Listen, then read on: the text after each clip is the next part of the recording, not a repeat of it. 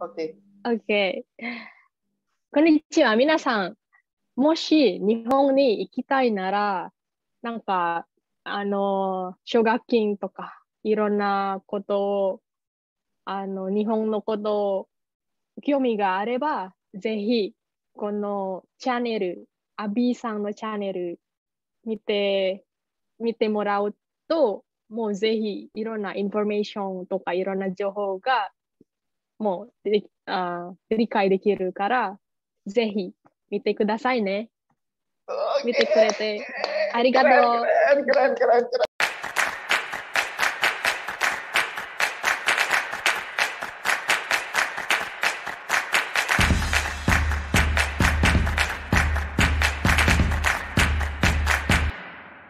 Assalamualaikum warahmatullahi wabarakatuh. Halo sobat semuanya, kembali lagi di channel YouTube saya, Abika.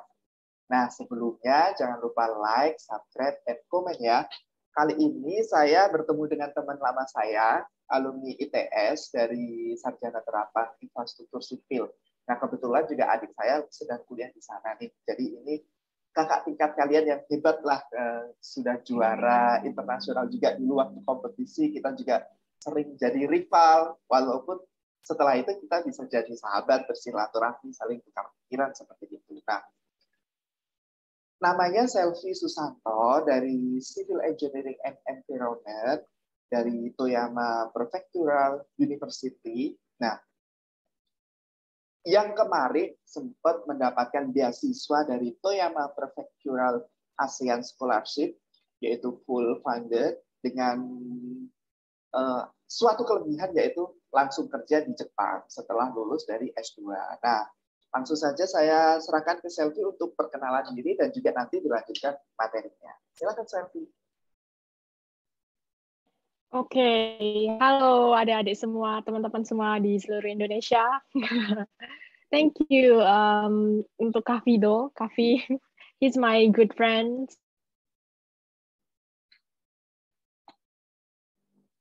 Now we are a good friend. So,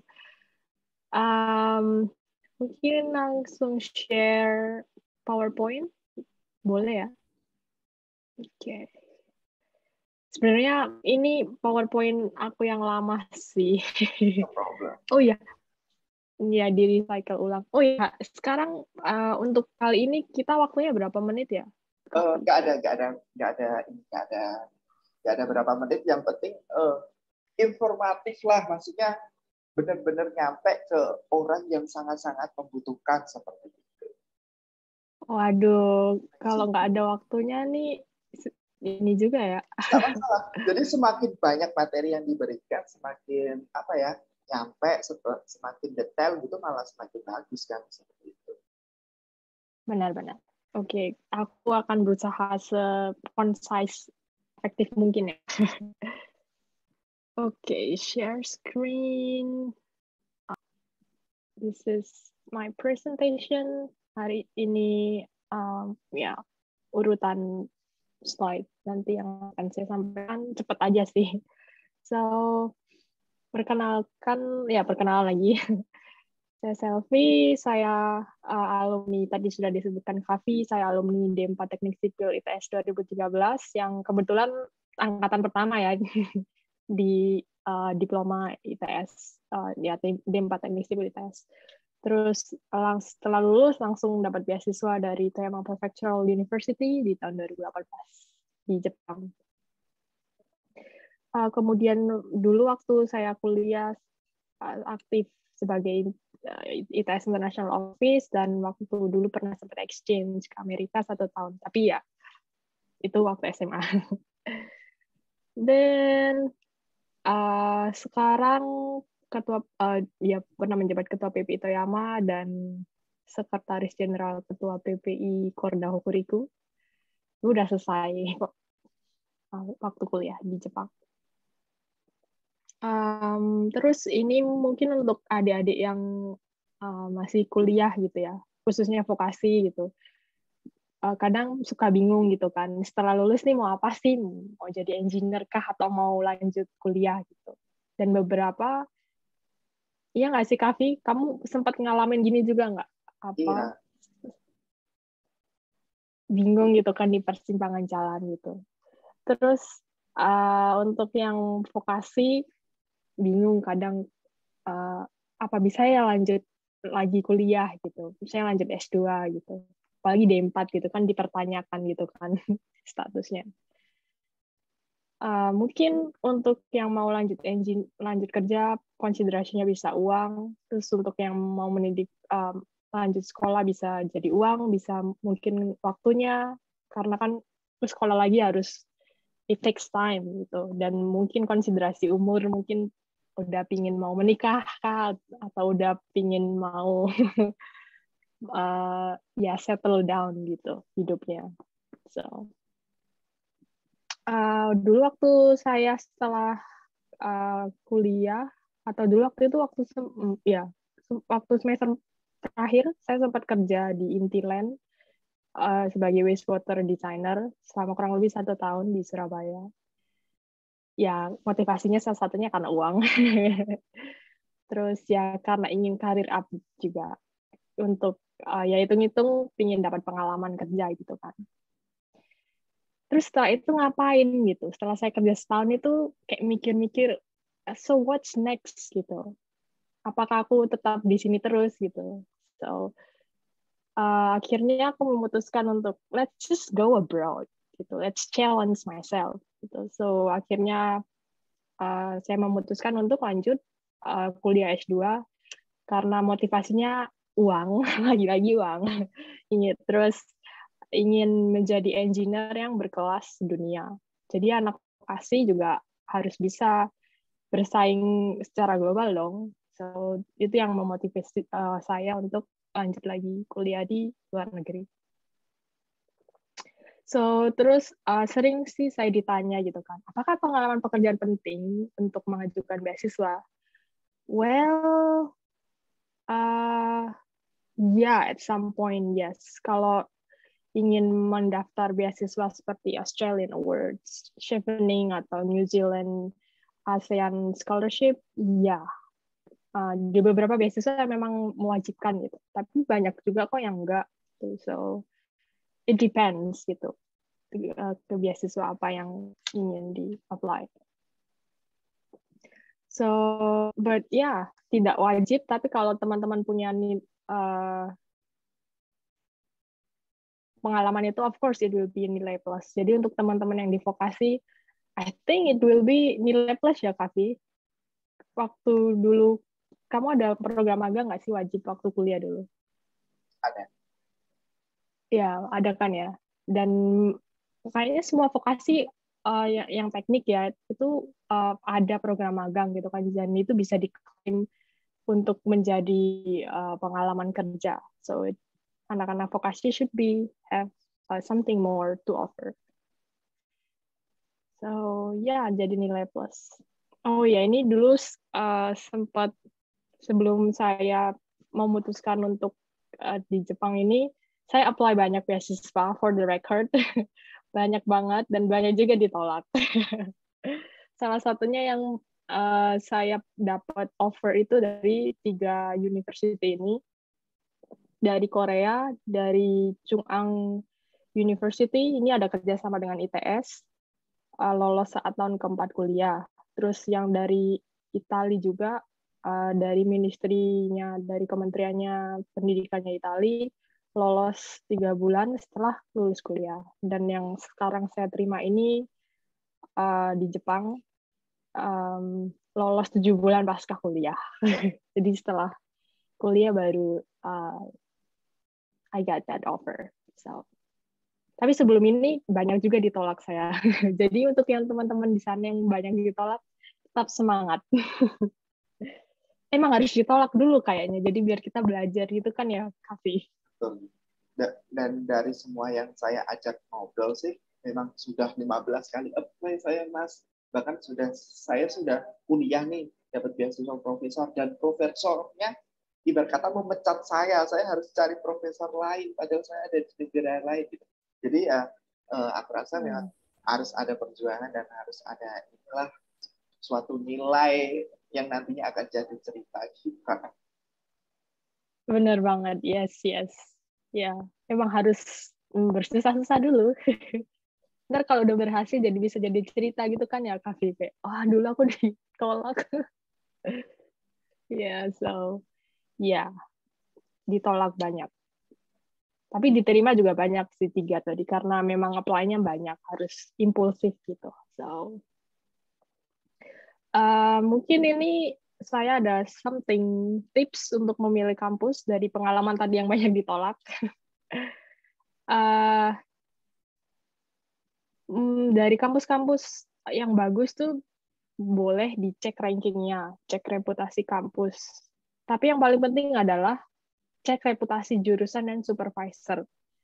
Karena pengalamanku, misalnya kayak aku sekolah di Toyama Prefectural University kan ya, itu menurut aku juga nggak tahu kampus itu di mana gitu, honestly gitu ya.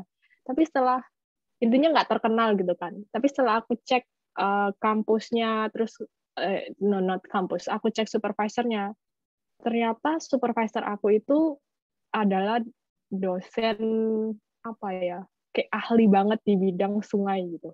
Karena aku S2 di sini tentang hidrologi ya, Pak. Padahal S1-nya aku tentang transportasi, jadi agak menyimpang. Tapi that what make it good. Jadi bisa men-challenge gitu. Dulu kuliah apa, sekarang kuliah apa. Jadi ilmunya dapat banyak dong. So ya. Dan khususnya aku kan sekarang di Toyama ya. Di Toyama itu adalah prefecture di Jepang yang teknologi hidrologinya itu yang paling bagus di Jepang karena kita banyak sungai, banyak gunung, terus banyak pokoknya untuk hidrologi itu yang bagus ya di Toyama gitu. Jadi kayak wah gila nih gitu meskipun nggak terkenal nih kampusnya, tapi supervisor dan kampus aku itu teknologinya paling bagus gitu, yang spesifik di hidrologi gitu. Mungkin jurusan lain dengan fokus ilmu yang lain lebih bagus di tempat lain gitu. Jadi ya banyak yang harus di double check. That's what I can say. Dan ini juga yang paling penting, cek kerjasama kampus dan dunia kerja industri. Karena kalau misalnya teman-teman mau lanjut, misalnya sayang nih udah lulus kuliah di Jepang gitu, terus kok pulang gitu, misalnya mau lanjut kerja gitu. Koneksi dari sensei itu sangat berpengaruh gitu. Jadi kalau kamu bagus kerjanya dekat sama sensei dan sensei bisa memberi penilaian yang bagus, kayak kita tuh bisa di offer kerja gitu loh Kavi, dari koneksi dari sensei itu. Jadi si supervisor itu penting banget. So kenapa penting? Tadi aku udah jelaskan kan. Apakah ranking universitasnya bagus, apakah terkenal gitu. Kalau enggak, kayak kampus aku enggak terkenal kan, but double check again.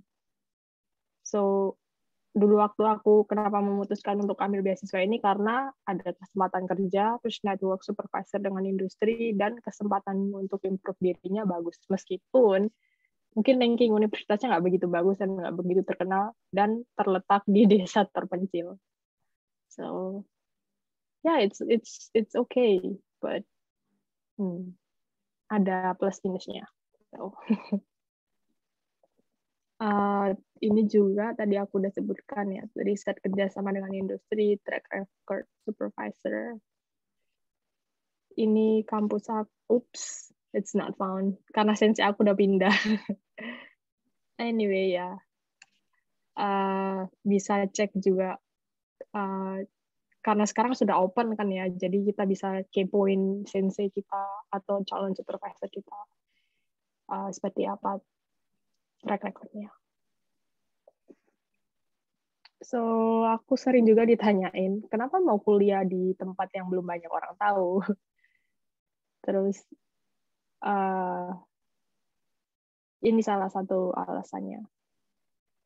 Kalau di Jepang itu beda ya sama di mungkin negara lain atau di Indonesia juga. Kalau gimana menurutmu, Kavi? Kalau misalnya kampus negeri sama kampus swasta di Indonesia itu gimana sih bedanya secara kualitas gitu? Iya, paham sih. Mungkin buat teman-teman semua pasti pada mikir, ngapain sih di prefektural? Aku aja belum pernah dengar gitu kan. Saya searching di map saja berada di ini itu gitu. Nah, mungkin beda banget gitu loh. Memang untuk kampus-kampus di negara maju sama di negara-negara berkembang gitu kan. Jadi kayak ketika inilah kita jangan berbicara jauh lah, jangan berbicara jauh kampus gitu. Kita berbicara SD gitu kan. Kalau kita berada di Indonesia itu kan pengennya di SDIT, SD apa Cahaya Nur atau nah, RSBI gitu ya. Yang standar-standar nasional dengan bahasa internasionalnya gitu. Tetapi kalau di luar negeri, contohnya saja waktu itu saya di Belanda gitu kan, ya SD itu ya sama aja gitu loh, karena memang tingkat pengawasan pemerintahnya itu sangat ketat untuk menstandarkan sama gitu kan. Nah, cuma memang yang tidak asing oleh kita mahasiswa di Indonesia memang seperti kampus-kampus yang sudah terkenal gitu. Nah, tadi kalau kita ulas lagi nih, Selfie kan berbicara masalah jurusannya itu hidro ya. Kalau di Indonesia itu teknik pengairan. Saya tuh baru tahu malah kalau hidro. Nah, itu juga suatu poin plus gitu loh. Orang jurusan teknik pengairan di Indonesia aja ada dua kan, UB sama ITB. Baru nih ITS buka di vokasi juga teknik infrastruktur air gitu. Jadi baru ada 3 di Indonesia. Nah, begitupun dengan ketika kita berbicara global nih ya, bahwa jurusan ini tuh jurusan yang sangat unik, sangat harus detail untuk mengetahui mau apa yang kita pelajari. Sehingga tadi sudah dijelaskan oleh Selfie, dia itu lebih memilih untuk mempelajari jurusannya. Jurusan ini itu di kampus mana sih yang hebat gitu kan. Supervisor, mungkin tadi bilang supervisor ya, mungkin buat mahasiswa lainnya itu lebih terkenal profesornya gitu. Kalau di Indonesia profesornya, promotornya gitu tuh seperti apa. Nah, akhirnya si Selfie ini juga memutuskan untuk kuliah di Toyama Prefectural University. Bukan karena memang adanya universitas itu ya. Jadi tadi kan dia juga keterima di Roma, di Korea, dan lain-lain seperti itu. Dan satu katanya ya, maksudnya separah, bukan separah ya, sejeleknya kampus di luar negeri pasti juga sebagusnya kampus di kita juga seperti itu. Iya, benar-benar. Mungkin saya bisa dilanjutin. Yes. Oke, ya. Jadi kalau di Jepang itu nggak beda jauh ya, benar kata Kavi tadi, kayak SDIT lah apa itu nggak ada di luar negeri, di sini, mesti di Jepang ya. Jadi perbedaan kampus prefectural sama kampus negeri tingkat nasional itu nggak beda. Lab-labnya pun juga alatnya sangat mumpuni gitu. Jadi itu juga alasan kenapa, let's take this opportunity, why not gitu kan. Terus Jepang juga termasuk negara maju dan negara nomor top 3 ya, GDP terbesar di dunia. Artinya mereka punya banyak uang gitu. Jadi fundingnya juga sangat besar. Makanya nggak beda jauh levelnya antara prefectural university dan national university. Dan nominal beasiswa yang saya dapat dan dibanding beasiswa lainnya juga termasuk lumayan besar, dan of course jaminan karirnya yang ya bikin saya aman gitu. Jadi setelah lulus kuliah udah langsung kerja, itu sih akhirnya memilih beasiswa yang sekarang. So ya, ini sebagai gambaran, ini kita peta negara di Asia. Indonesia ada di sini, Jepang di sini. Kalau naik pesawat kira-kira 7 jam. Perbedaan waktunya 2 jam. Jadi sekarang di Indonesia jam 2 kali ya, jam 2 kali. Di sini jam 4 sore. Ini di Jepang, ya. Ini peta Jepang, ini di Tokyo, ini Osaka, kota-kota besarnya, ini Hokkaido, dan tempat saya di sini, di Toyama. Di utara Laut Jepang. Agak dingin sih, sering salju, tapi ya di desa. But it's good. Ini kampus saya, Toyama Prefectural University. Kemudian ini ya sedikit, nah ini cepat aja kali ya. Ini riset saya. Saya ini lagi sekarang lagi rame ya Kavi tentang pemindahan ibu kota di Kalimantan ya, Ya, IKN. di Indonesia. Jadi saya sebelumnya 2 tahun yang lalu udah meneliti itu di Kalimantan itu tentang water related risk-nya di sana di ibu kota baru di Kalimantan. Ini data-datanya, terus intinya saya memodelkan banjir dan memakai land use and change tata guna lahan dipetakan gitu, mana daerah-daerah yang berbahaya. Intinya kayak gitu sih risetnya. Kayak gini, ini data hujannya, terus ini data petanya, dan pakai sedikit bahasa pemrograman gitu. Kayak di Jepang itu semua pakai programming gitu. Jadi kita harus juga terpaksa harus bisa gitu programming. Padahal kita anak sipil nih gitu. Dan kedepannya kayaknya programming ini kayak jadi bahasa Inggris gitu loh, Kavi. Kayak semua orang wajib bisa. Dan sebenarnya yang saya lihat di Indonesia sekarang sipilnya sudah arahnya ke situ gitu.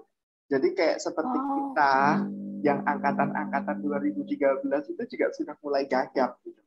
Jadi sudah mulai gagap. Jadi emang sejak angkatan 2018 lah, itu semua sudah berbicara masalah aplikasi. Memang semua akhirnya kembali ke aplikasi, semua kembali ke aplikasi gitu.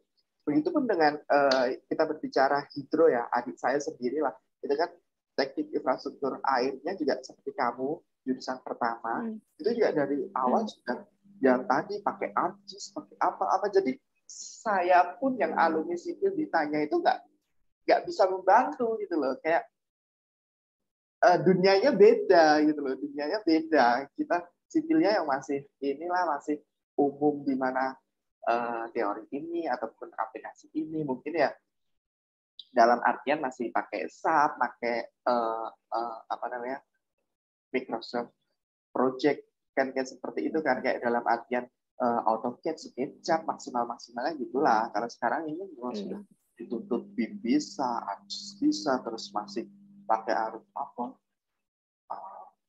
ngukur-ngukur itu juga sudah baik apa namanya yang kamera terbang itu apa namanya drone. Nah udah seperti kayak udah udah emang paksaan ya, memang dunianya juga sudah beda gitu kan. Kita kuliah aja nih harus mau nggak mau harus melek mata per onlinean, per digitalan gitu. Jadi memang mungkin itu tadi di Indonesia baru-baru 2018.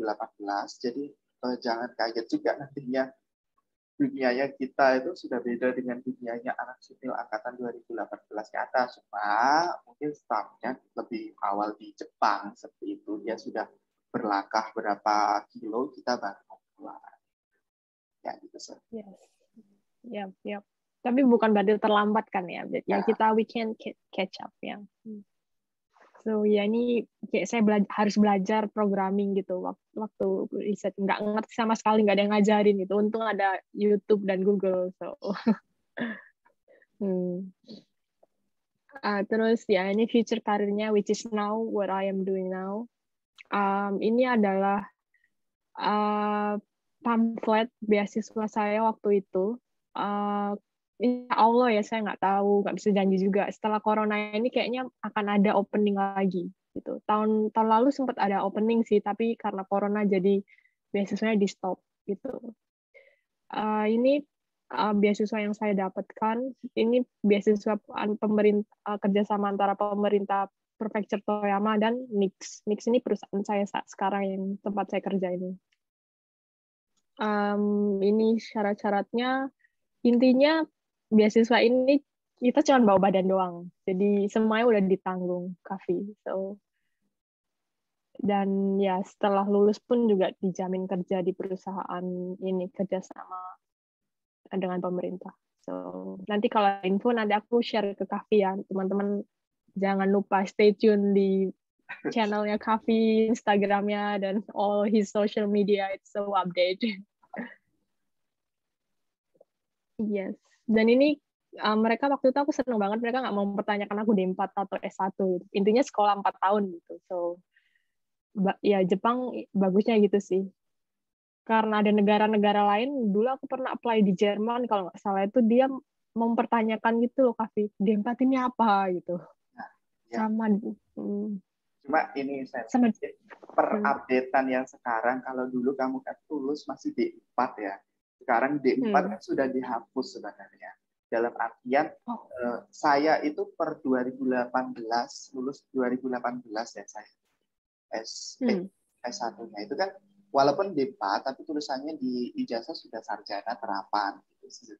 Sarjana terapan teknik. Jadi nggak ada D4 teknik apa sih, itu nggak ada. Jadi mungkin kalau sekarang ini sih untuk mahasiswa vokasi sudah benar-benar selevel sama S1 gitu. Bahkan untuk pembukaan PNS saja sudah sarjana terapan atau S1 gitu. Jadi nggak ada yang kok S1 semua lowongannya, kok nggak ada yang dari vokasi gitu, nggak ada. Jadi benar-benar sudah inilah sudah adil gitu. Bahkan kan dari kementerian juga sudah ada Ditjen Vokasi. Jadi memang ya berbanggalah kalian yang berada di vokasi di tahun-tahun ini daripada tahun-tahun dulu yang masih diskriminatif gitu. Bener banget. Ih, keren ya, Indonesia udah maju, yeay. Iya, waktu zaman aku dulu diskriminasi banget sih gitu kayak. Ya, tapi ya bagus lah ada kemajuan berarti sekarang. Terima kasih pemerintah Indonesia udah melek akhirnya. So, ini profil singkat aja tentang perusahaan saya saat ini. Namanya NIX gitu kan, New Infrastructure X, tapi bahasa Jepangnya Shinhon Consultanto. Ya, consulting. Apa ya bahasa Indonesia-nya, Kavi? Ya konsultan ya, konsultan teknik sipil gitu ya. Konsultan. Konsultan teknik sipil. Dan air. Jadi pusat sebenarnya enggak umum. Cuman kebetulan karena aku tadi bilang kan di Toyama itu prefekturnya banyak sungainya gitu. Jadi infrastruktur airnya tuh bagus banget gitu. Jadi di perusahaanku juga spesialisnya di air gitu. Tapi ada yang lain juga kok, ada jalan. Terus sekarang di Indonesia lagi ada hydropower plant. Jadi mereka juga bergerak di bidang energi terbarukan. Jadi di Sumatera, insya Allah tahun depan itu udah jadi, dan nanti akan kerjasama sama PLN gitu, bangun PLTA di Sumatera. Terus dia main headquarter ini apa? Kantor pusatnya ada di Toyama, ada juga di Tokyo. Terus branch office-nya ada juga di Jakarta. Terus ada juga di Singapura.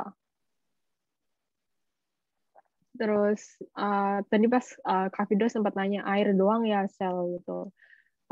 No, not really. Mereka juga bangun jalan, bangun jembatan, terus bikin tadi hazard map, terus kemudian kayak peta bencana gitu untuk dikasih ke pemerintah kota, Pemkot gitu. Terus ada juga jalan, terus tadi hydropower plant. Di Indonesia sekarang mereka punya mega proyek gitu ya, di Sumatera tentang hydropower plant, nanti kerjasama sama PLN. Terus di Singapura mereka ada stock exchange gitu sih. Tapi nggak ada like physically kantor fisiknya itu nggak ada, cuman mereka naruh saham investasi aja di Singapura. So, mungkin kalau boleh sharing, mungkin ini videonya sebentar tentang kampus, tentang perusahaan aku. So, let's see. Suaranya kedengaran nggak, Kak?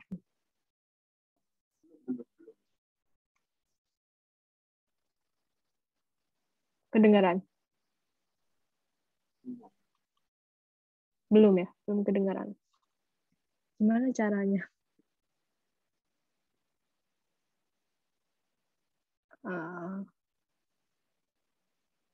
Cara untuk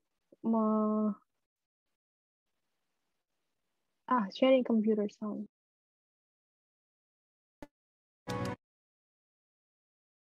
Itu tadi udah set. Coba play. Southeast Asia is growing fast. Indonesia's economic growth is over 5%. Here, the Nix Group has established a local subsidiary and is working on hydropower development. The Sumatra Island has enormous hydropower potential due to its abundant precipitation and steep terrain. We are currently working on a project to build and operate a number of hydropower stations. Nix's initiative to generate electric power indispensable for economic growth with development technology cultivated in Japan will continue here in Indonesia.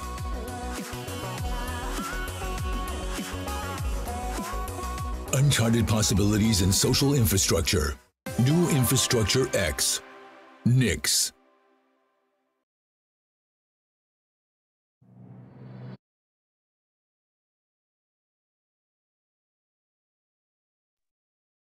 Ya, yang tadi itu ada di Jakarta, terus kita ada kantor cabang di Indonesia juga. So, keadaan Jepang untuk saat ini ya teman-teman, ini menarik banget.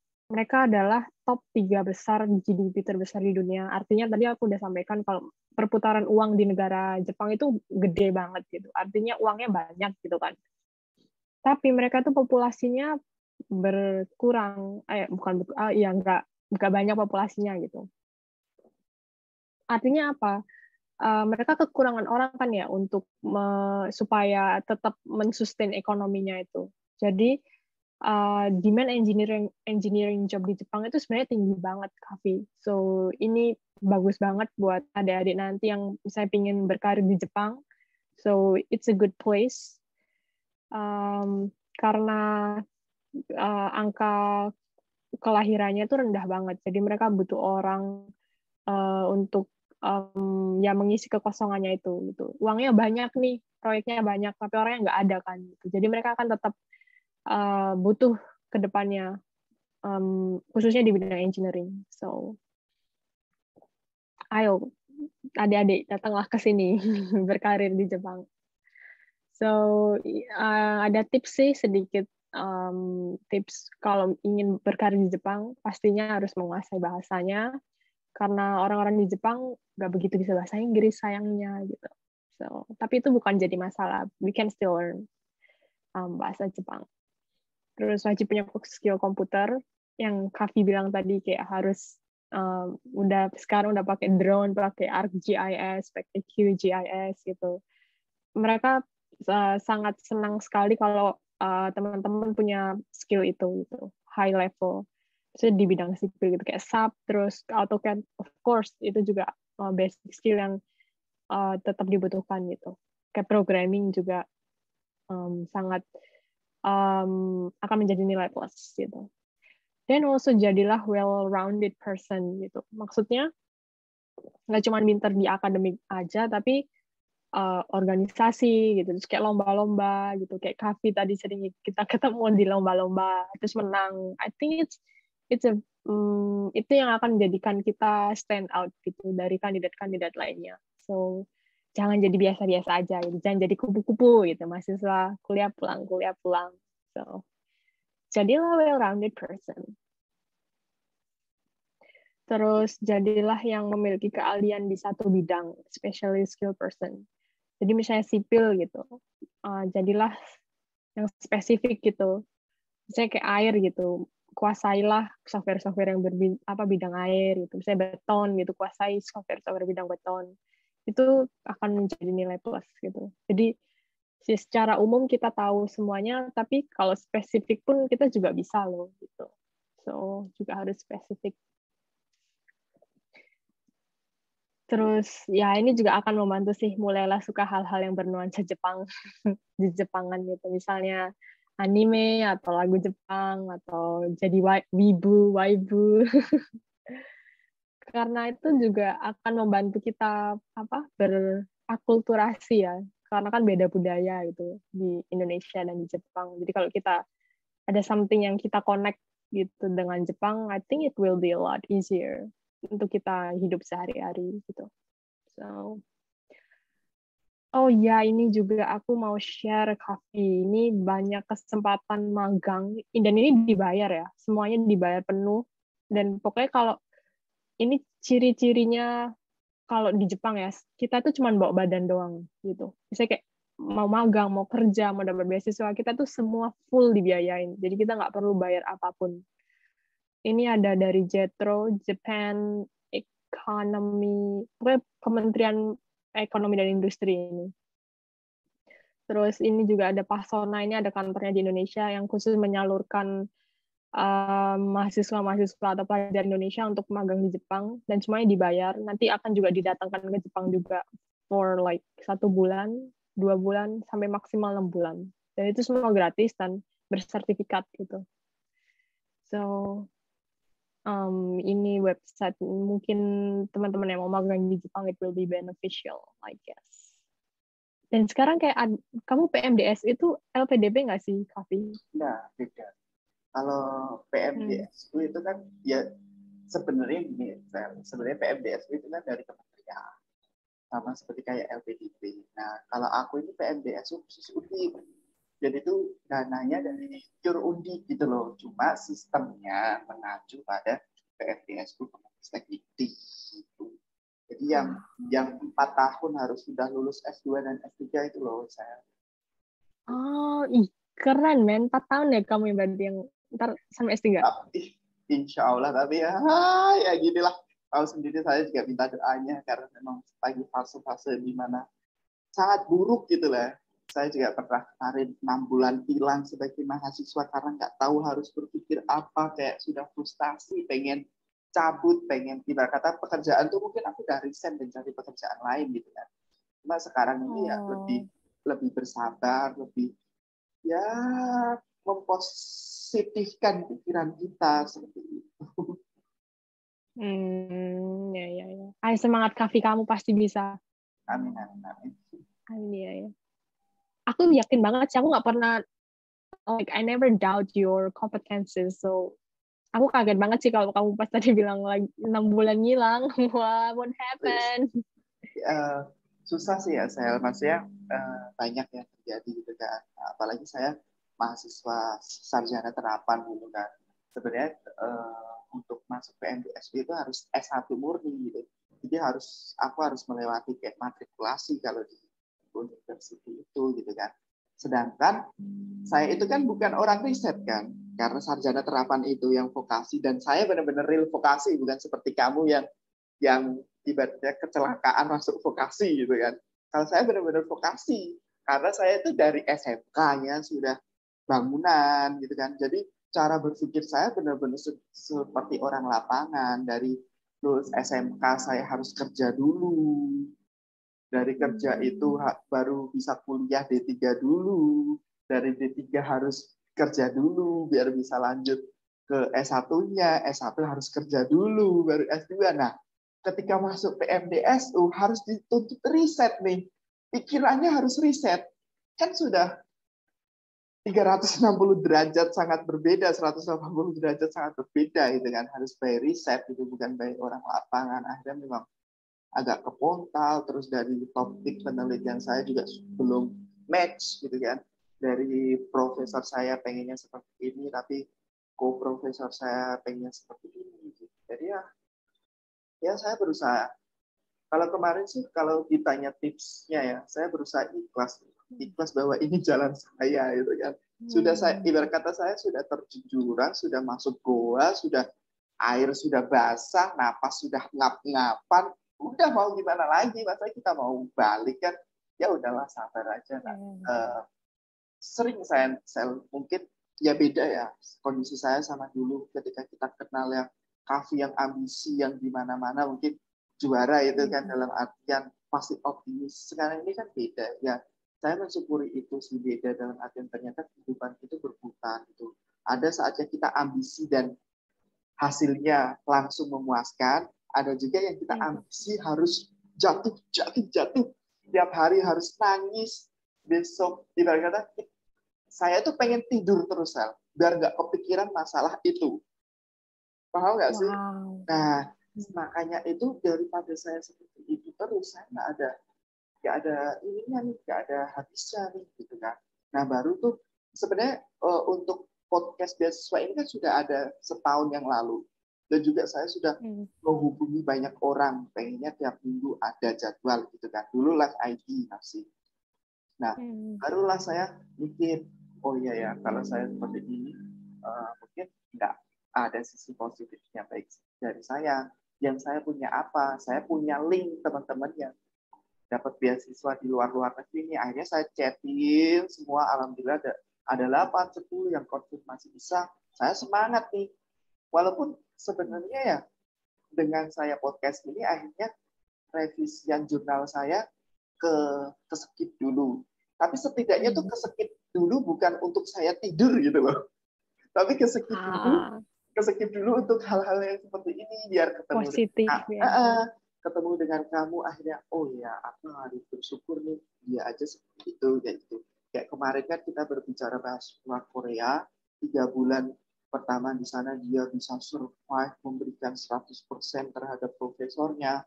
Setelah 3 bulan dia down ternyata dia nggak bisa kasih 100% untuk ke profesornya kecewa akhirnya kayak mengeluarkan dia dari labnya, berarti kan dia profesor itu sudah tidak bisa ngasih beasiswa itu lagi gitu kan. Akhirnya dia harus cari profesor lagi, padahal dia hidup di negara orang, untung aja profesornya itu masih menghidupin dia sampai Agustus. Ternyata ya memang kita harus banyak bersyukur, kayak saya pun dikasih kesempatan, mungkin nanti Allah mengizinkan saya untuk jadi dokter kan, jadi Amin. Maksudnya saling menguatkan saja lah ya, walaupun kita dulu ketemu dengan ambisi kompetisi saling serang ibarat kata kan ketika sudah seperti ini pasti akan saling memotivasi karena mendukung dan tujuan kita sebenarnya itu untuk negara Pak nantinya seperti itu kan. Kamu ada di bidangmu untuk apa yang mau kamu perbuat untuk negaramu pasti gitu kan. Kayak saya juga gitu dengan passion masing-masing. Gitu. Wow, gila banget sih ini senior senpai yang harus ditiru nih. SMK loh, keren banget kan. Ranah riset. Gila sih, aku salut banget sama kamu, Kavi. So, dari awal ketemu ya, honestly aku terinspirasi dari kalian loh, dari tim kalian. Kan pertama kali kita ketemu di ITM nggak sih yang lomba beton itu ya? Iya kan. Itu tuh sebenarnya kalau boleh jujur ya, kita tuh kalah telak tau. Anak kita SD kita itu malu tau kayak. Tapi we got inspired by you guys. Terus selanjutnya kita ikut lomba yang di UTM dan kita menang juara umum. Tahu nggak itu? Ya, kalau aku mau, nah, jadi itu kalau aku boleh, oke, lanjut nanti. Kalau aku boleh mau kasih terima kasih, aku mau terima kasih sama teman-teman dari tim Undip, timnya Kavi, karena kita terinspirasi banget. Bahkan dosen kami juga Pak Rido itu juga loh. Nah, itu jadi saya juga say hello sama Pak Rido ya. Mungkin kalau lihat dulu tuh Pak Rido sempat ngomong sama saya, kamu lanjut aja di ITS, nanti saya bantu biaya gitu kan. Tapi saya kan belum sepede itu, saya maksudnya oke lah Bapak bisa bantu biaya mungkin kuliah saya. Nanti saya kos pakai apa Pak? Nanti saya makan pakai apa gitu kan. Sedangkan kalau mungkin background keluarga saya tuh nggak punya gitu loh, saya maksudnya bapak ibuku yang nggak kerja, jadi banyak yang saya pikirkan gitu kan. Jadi saya pikir oke lah di Semarang aja, nanti mungkin kan banyak link kalau di Semarang saya masih bisa freelance, masih ada perusahaan-perusahaan yang kenal gitu. Jadi tuh ya saya juga sempat ITS itu kampus impian saya, Sel. Jadi tuh saya itu setelah D3 nggak langsung lanjut S1 itu karena saya nabung biar dapat 20 juta untuk lanjut di sarjana terapannya ITS. Walaupun ya oke lah nggak rezeki gitu kan. Yang penting masih bisa apa ya? Masih bisa berbagi lah, masih bisa survive gitu. Nah, Pak Rido ini juga salah satu inspirasi saya sampai sekarang. Bahkan adik-adik saya itu banyak yang konsultasi saya terlebih dahulu ketika mau lanjut jenjang ya. Mas saya di UM atau di D4 ITS. Saya pasti langsung bilang D4 ITS. Saya langsung bilang gitu. Kamu nanti D4 ITS tahun, kamu langsung cari beasiswa S2 di luar negeri atau beasiswa lanjut S2 ITS-nya itu loh yang untuk mahasiswa Indonesia. Saya selalu bilang gitu.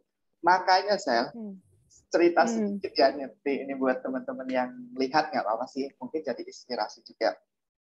Adik saya itu keterima di D4-nya Undip dan keterima di D4-nya ITS. Saya yang ambisi untuk di ITS. Walau padahal adik saya istiqoroh. Kalau mungkin Muslim itu kan ada berdoa ya, berdoa untuk memantapkan hatinya memilih mana.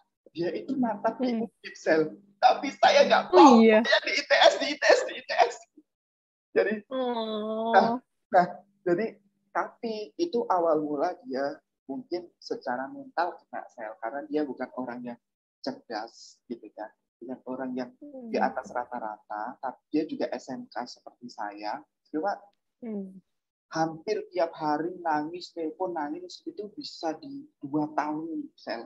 Bayangin 2 tahun adikku seperti kuliah di ITS, dia cewek dan juga jurusan pertama pasti nggak ada. Ibarat kata tuh nggak ada dulu tuh nggak ada ini loh, bukan contekan ya, referensi tugas-tugas dari cutting tuh nggak ada gitu kan. Nah karena jurusan pertama dan sel ketika dia nggak lulus mata kuliah jurusan, dia siap di DO. Oh iya. Nah itu sistemnya D4 sarjana terapan ITS gitu. Kalau kamu nggak lulus mata kuliah umum itu masih bisa ngulang semester depan atau pas semester akhir. Tapi kalau nggak bisa lulus mata kuliah jurusan prodi, mata kuliah jurusan kita itu langsung DO gitu. Jadi sudah banyak juga yang akhirnya loss, keluar ataupun cabut. Dan saya memang apresiasi juga buat adik saya sih bisa survive sampai sekarang ini. Dan semoga juga nanti semangatnya bisa niru selfie untuk lanjut atau seperti apa gitu.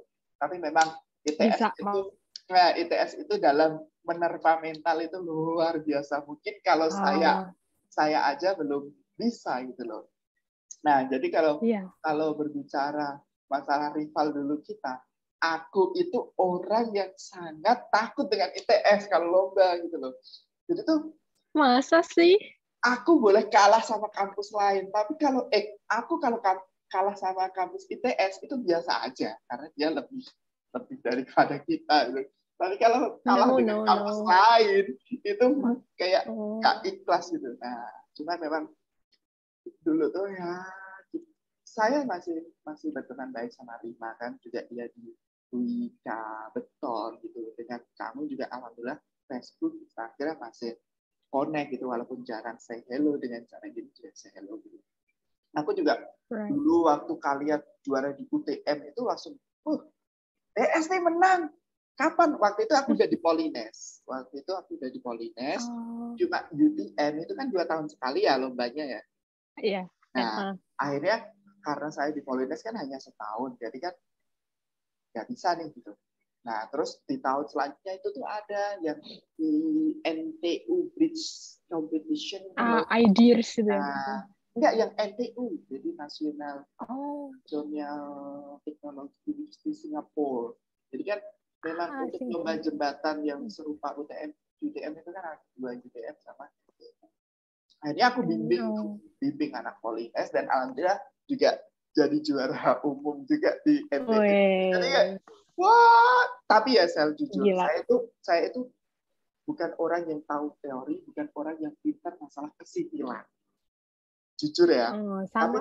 Tapi tuh saya tahu celah itu loh. Contohnya ya kayak waktu kita lomba di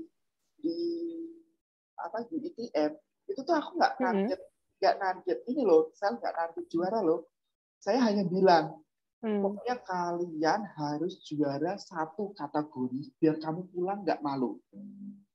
Nah, akhirnya targetnya apa? Yaitu kecepatan sama presentasi, gitu kan. Akhirnya kecepatan. Waktu itu kita ngaduk beton aja hanya 5 menit gitu loh. Padahal waktu yang disediain 30 menit gitu. 30 menit ya. Yang penting ini dulu kita nge-save dulu biar pulang itu dana kita diganti karena menang. Iya benar.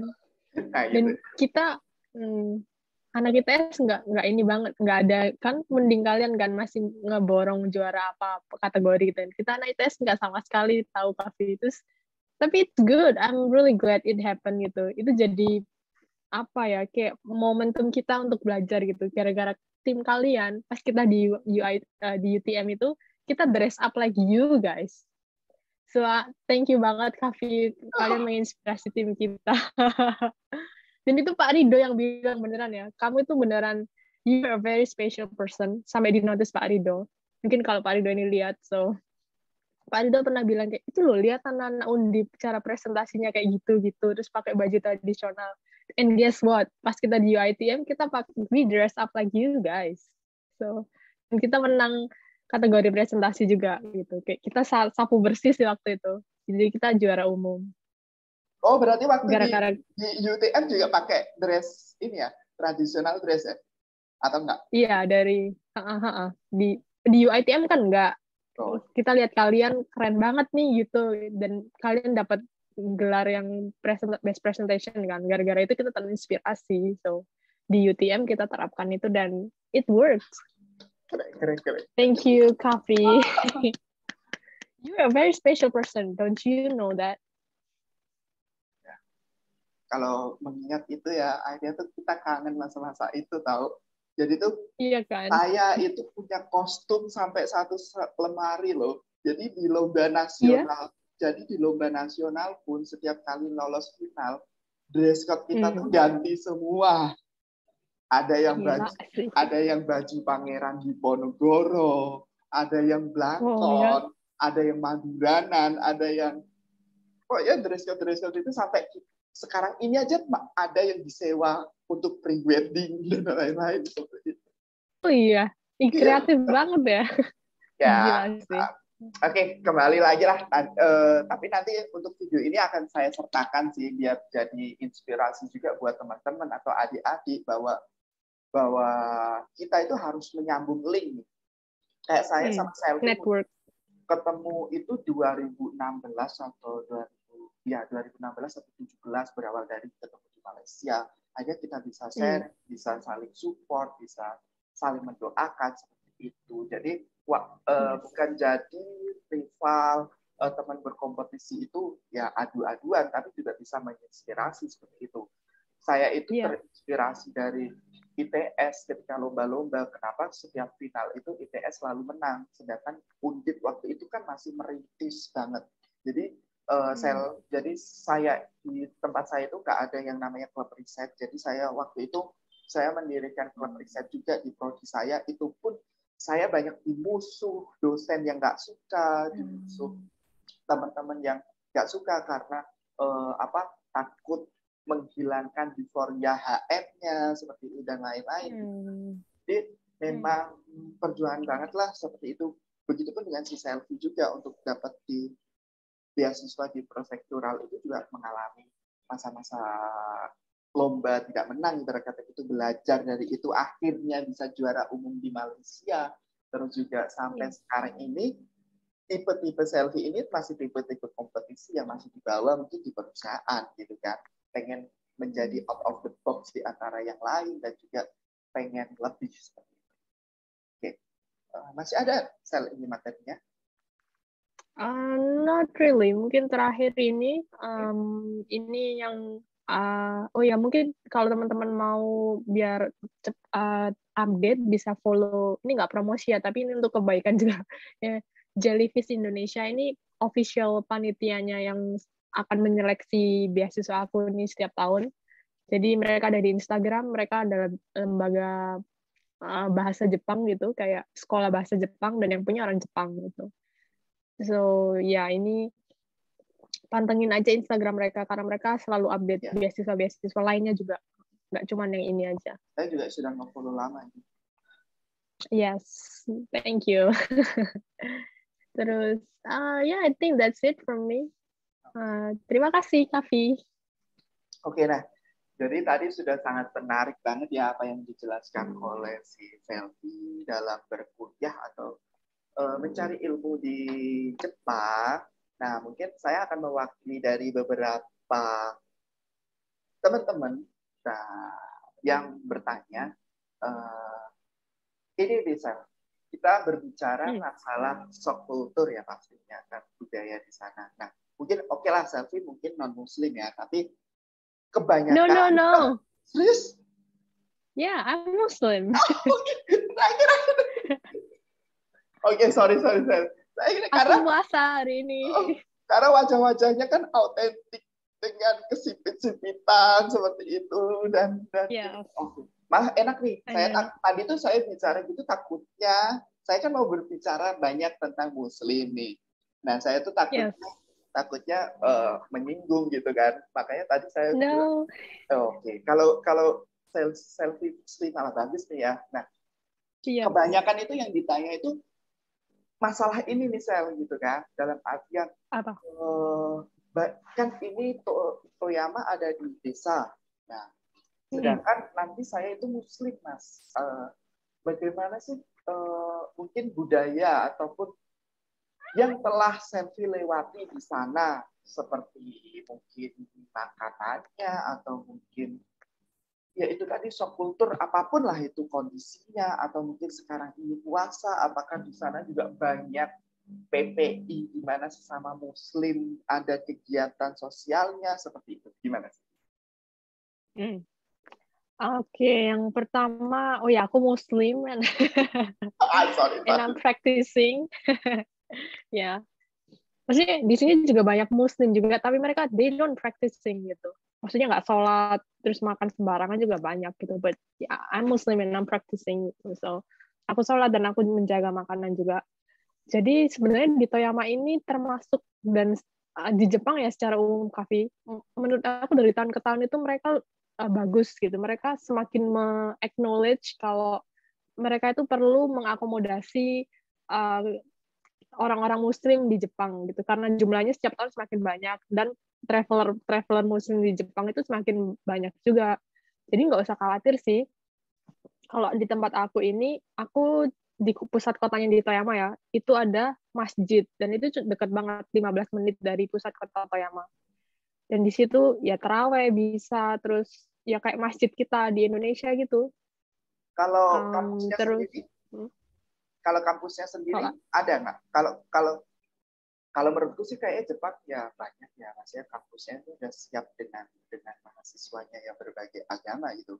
Mungkin dari Toyama sendiri ada musolanya atau apa gitu, sudah belum bisa, atau kita di ruangan yang apa namanya yang bisa kita jalankan untuk ibadah, atau memang sudah sesiap itu dalam mengakomodasi mahasiswa muslimnya? Ya benar. Kalau kampus-kampus gede di kota-kota besar, mostly mereka ada ya, mungkin 1 atau 2 musola kecil gitu. Tapi kalaupun nggak ada, kita ngomong aja gitu ke senseinya, sensei saya mau sholat, ada nggak ruangan kosong gitu. Pasti mereka dengan happy gitu, menunjukkan ini gitu. Kamu bahkan aku dulu sampai disiapin gitu loh, Kavi. Ini ruangannya sampai dibersihin gitu. Jadi intinya mereka friendly banget kok dengan Muslim. Dan di perusahaan aku juga, mereka barusan pindahkan ke tempat baru, dan di tempat baru itu dibangunin musola kecil gitu khusus untuk orang Muslim sholat. Iya sih, jadi memang buat teman-teman yang memang sekarang ini tuh Jepang benar-benar jadi negara impian lah bagi para student Muslim untuk mencari ilmu, karena memang apa namanya saling menghargainya itu begitu tinggi gitu loh, untuk beribadah, untuk seperti apa, mungkin juga bisa. Kalau saya sih menilai ya Jepang dan Taiwan ya, maksudnya karena Taiwan sekarang kan juga baru giat-giatnya butuh mahasiswa Indonesia, jadi saya dengar juga musola dibangun, apa fasilitas juga sudah mulai banyak, gitu. Jadi tidak perlu ragu untuk tempat ibadah, untuk waktu ibadah, karena memang profesor-profesor di sana sangat bahagia ketika mahasiswanya itu kepercayaannya juga bagus seperti itu. Jadi ngasih wadah, ngasih tempat seperti itu. Dan untuk makanan apa juga banyak warga di sana Muslim yang mungkin terakomodasi oleh PPI, Perhimpunan Pelajar Indonesia, atau masyarakat Indonesia yang di sana. Jadi bisa tanya-tanya ataupun sharing gitu. Benar nggak, Sa? Betul banget, yes. Nggak usah khawatir sih. You are very welcome. Oke, next nih saya mau tanya yang sering juga orang-orang itu penasaran masalah ini. Berapa biaya hidup sebulan di sana? Untuk selfie sendiri lah, misal saya untuk dormnya gratis Mas, atau mungkin bayarnya berapa? terus untuk makan, transport dan lain-lain. Overall segini, kalau saya pengen jajan atau pengen take out atau apa ya segini. Dan perbandingannya beasiswa yang kita terima segini. Jadi aku pasti bisa nge-save per bulan segini kok, atau mungkin aku minus segini jadi harus nyiapin seperti ini atau 50-50 gitu. Jadi karena aku di desa ya Kavi, di tempat aku itu nggak ada dormnya sih. Tapi mostly kebanyakan ada dormnya kayak kampus-kampus lain. Jadi aku waktu itu karena nggak ada dormnya, aku sewa apartemen gitu. Tapi itu nggak mahal sih, termasuk murah ya. Sekitar 35.000 yen, sekitar 3.500.000-an. Tapi kalau misalnya ada teman-teman aku yang di dorm itu murah banget, cuman dia bayar 10.000 yen, 15.000 yen, kayak 1 juta sampai 1.500.000 rupiah gitu. Itu murah banget.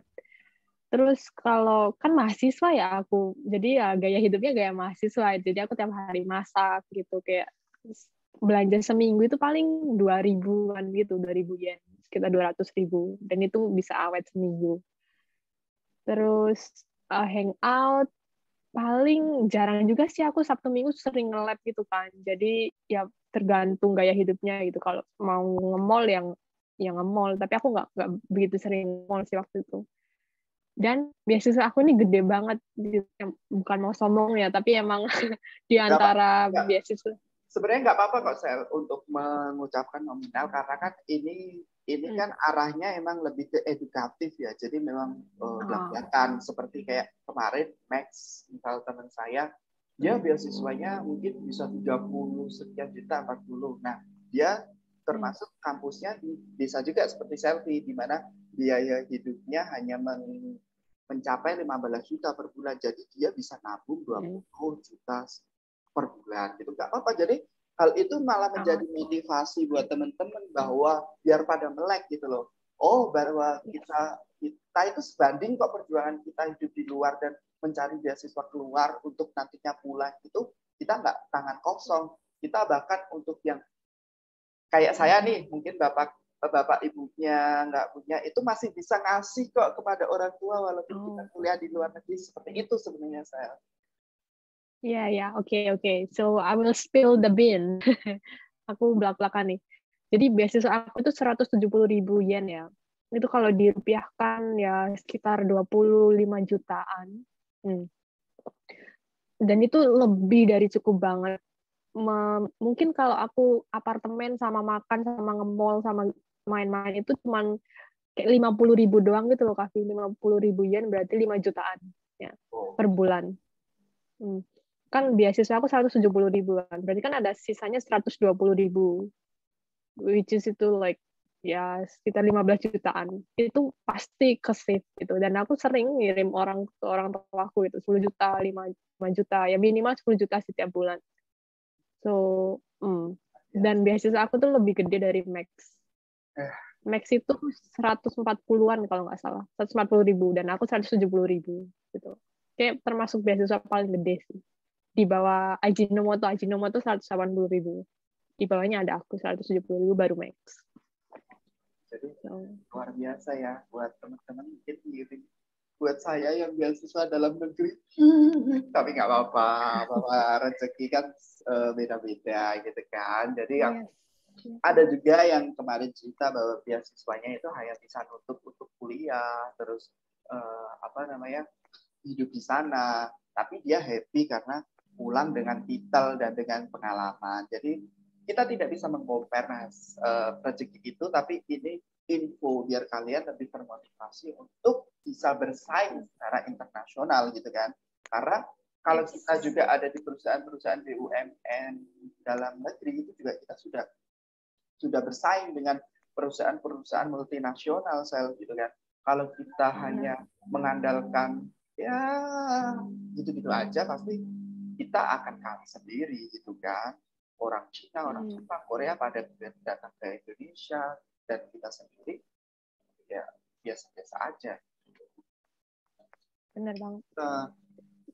Oke, tadi sih sebenarnya saya sudah menyampaikan tips ya untuk kuliah dan lain-lain, tapi mungkin lebih diperjelas dengan secara umum misal untuk mereka gitu kan, kayak persiapan dulu deh TOEFL kalian segini, jadi nanti ketika pembukaan beasiswa sudah siap berkas kalian, lebih apa ya, lebih ikut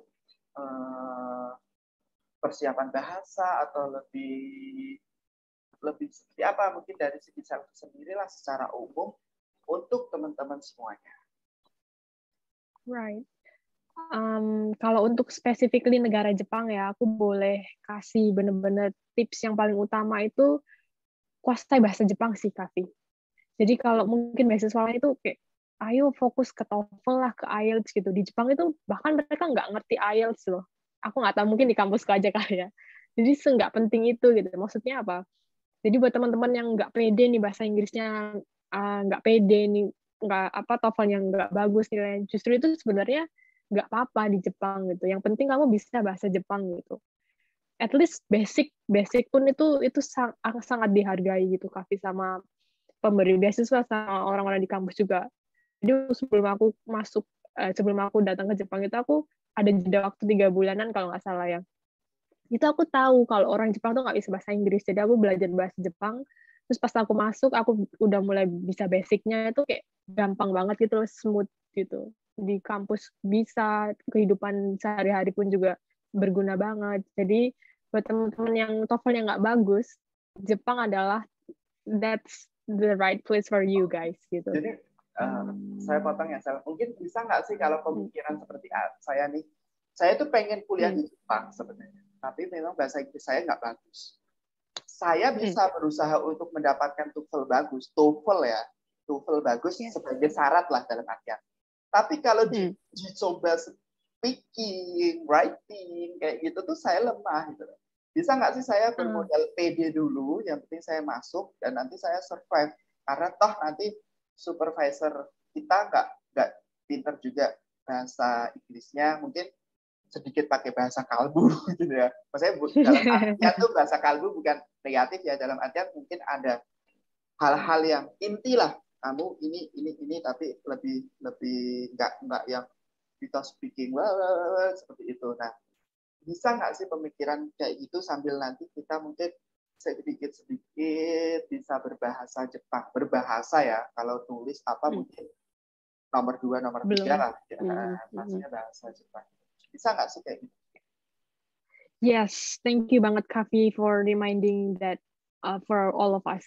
Jadi benar banget, menurut aku sebelum aku tadi bilang harusnya ya, menurut aku yang paling penting dan paling utama dalam melamar beasiswa itu bukan kayak bahasa atau IPK atau apa, tapi ya mental kita gitu, tekad kita gitu. Kayak kamu tadi bilang PD, I think that's the very very fundamental things that semua orang yang akan apply beasiswa itu harus punya gitu.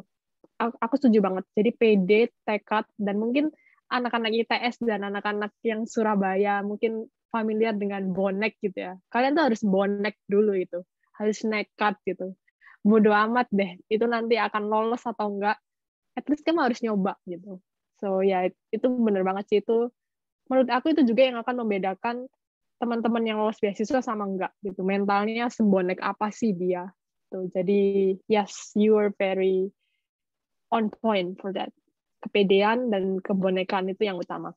Yang lainnya bisa ngikutin sih. Kayak bahasa dan lain-lainnya bisa dibangun. Oke. Nah, saya pengen dengar nih, Selvi pasti sudah bisa lah bahasa Jepang. Bisa nggak sih ngomong buat teman-teman tetap semangat, terus semoga bisa juga mendapatkan beasiswa di luar negeri, terus tetap tontonin terus lah video-video saya gitu di channel Abi Kavi pakai bahasa Jepang. Bisa nggak? Oke. Aku coba ya. Aku juga sebenarnya nggak pede loh. Aku lagi insecure ini sekarang tentang bahasa Jepang aku. Tapi I'll try my best. Yeah. 1, 2, 3. Oke. Konnichiwa, 皆さん。もし日本に行きたいなら、なんか、奨学金とか、いろんなことを、日本のことを興味があれば、ぜひこのチャンネル、アビーさんのチャンネル見てもらうと、もうぜひいろんなインフォメーションとかいろんな情報がもう理解できるから、ぜひ見てくださいね。見てくれてありがとう。Keren. Wah, bahagia banget aku hari ini ketemu Selfie, banyak inspirasi, terus juga banyak tukar pikiran, terus banyak juga sebenarnya lebih ke apa namanya reuni juga ada gitu kan. Nah, terima kasih buat waktunya Sel, sudah meluangkan waktu buat saya dan buat teman-teman lainnya. Semoga teman-teman juga bisa mengambil pelajaran dari video-video saya ini, terus juga dari video ini saya harapannya sih kalian bisa termotivasi dan mendapatkan beasiswa di luar negeri, karena memang itu kemarin yang sempat saya obrolin ke Selfie. Saya tuh bukan orang kaya, Sel, untuk sedekah uang aja nggak ada, untuk makan aja pas-pasan. Nah, cara saya bersedekah berbagi itu dengan cara seperti ini, dan insya Allah Selfie saya ketika nantinya kalian bisa mengambil ilmu dari ini, kita mendapatkanlah sisi positif dari itu. Terima kasih Selfie, semoga lancar. Thank you. Sorry ya, tadi ada trouble dikit. Gak apa-apa, lancar pekerjaannya, mungkin lanjut S3 mungkin, amin, dan amin. Sehatlah selalu di Jepang. Buat teman-teman juga yang nonton, terima kasih. Jangan lupa like, komen, dan subscribe agar tetap semangat membuat video podcast beasiswa ini. See you next time. Mite kurete, arigato.